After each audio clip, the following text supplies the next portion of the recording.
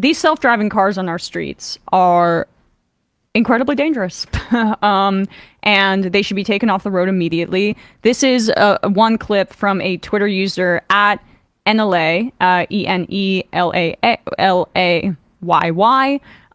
And they're driving here behind a Cruise self-driving car, and you'll see the car, the self-driving one, running a stop sign and nearly running over a mother and a bunch of kids and some kids. Yeah. No sound of this clip here. So you can see, like, crosswalk. It doesn't wait till the people in the first crosswalk even getting out in front of it. They look back at it, seeing something weird, and then watch the mom have to hurry her kids, and the thing doesn't even stop. It just swerves around them. Yeah. And then this is another example. This is at Frisk Olive or Frisco Live 415 on Twitter. They recorded videos in the San Francisco neighborhood of North Beach where there were multiple Cruise self-driving cars stopped in just like the middle of the street. What the fuck? I mean, just holding up traffic. There's like 10 of them right now. And so apparently, like, what happened is, like, and it doesn't look that busy there. I think there was a festival once, and like the wireless network got too congested, so these things couldn't, phone home or whatever.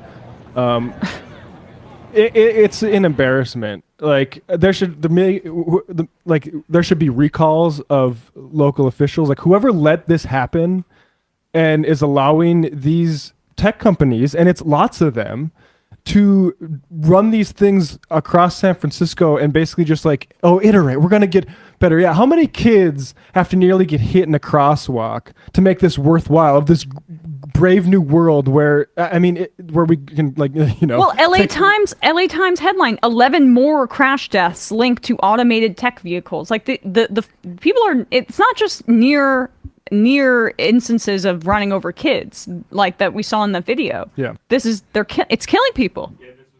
And this was their response. Hi at Frisco Live 415. A large festival posed wireless bandwidth constraints causing delayed connectivity to our vehicles.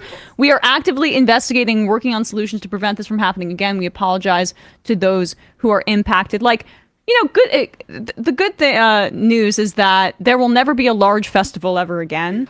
So it's not like they have outside lands every single year. Yeah. And it's so disgusting because and this idea, like, this is at all our expense. To the extent that these things are improved, it's because they get to use the world that we inhabit as a fucking testing ground. Yeah. And it's despicable. And guess what? These benefits are not going to be widely shared. They're going to be hoovered up by the investors who put money behind it to put these on the streets. We're not like, yeah, go ahead, Brandon. No, I mean, also this stuff is just anti-consumer, because I think, ultimately there's no way, if you're behind the wheel of a car that hits somebody and it's auto driving, that you're not going to be the one who goes to jail. Like, they're just going to, like, you're the one who's going to be liable for this stuff. So, like, really the beta testing itself is supposed to be this kind of, like, I think, gray legal area where, like, they're not responsible for anything that happens on the road to you while driving, because you sort of basically signed away your rights when you sign onto this beta test. But it's crazy that you can just do that, because, like, you're not the only one, like, AKA the driver, who's implicated by these sorts of things. Yeah. Cars are dangerous, and they're dangerous when they have drivers in them, and they're dangerous when they don't have drivers in them, and we're supposed to rely on these tech overlords with their technology, like, and just trust that these companies that, like, Tesla in particular, has now been caught with this deceptive gauge situation where Right. Elon Musk and Tesla was lying to people on the road about how much juice they had left in their cars because they wanted to avoid certain perceptions from a PR perspective. And we're trusting these kinds of people to make these cars in a way that isn't going to harm others when they already have harmed others. It's insane. And in California in particular, I mean, they are just so bought in many ways by these interests. It's wild that certain people, like, emphasize San Francisco and the problem is homeless people. No, this is the problem with San Francisco. It's that, like, it's completely run by tech oligarchs. Prop 22 is another great example. Yeah. There's a direct line too between the same the homeless issue and the tech industry taking over in Silicon Valley and San Francisco. I mean, Yeah.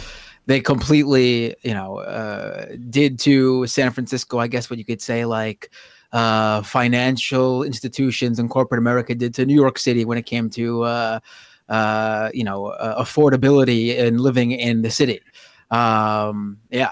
Except here we have the outer boroughs still that people, I guess, can still barely afford. Whereas I think San Francisco doesn't have that same ability to have that be via, New York City has the public transportation that connects everything so well. Yeah, I'll just say there's a movie that came out, How to Blow Up a Pipeline. Yeah, there should be a good. movie come out about how to strip the catalytic converter off of a self-driving vehicle. Yeah. just Apparently, you don't have to. perfection. You just need to have a bunch of people using Wi-Fi at a corner, and then it just Everyone, fire up your streaming in unison when you're near a self-driving vehicle. Watch all the Netflix that you want on your phone, just right next to it. I'm saying, folks, if you live in San Francisco, take any jury duty you can because you might need to dismiss charges against people for smashing these things up.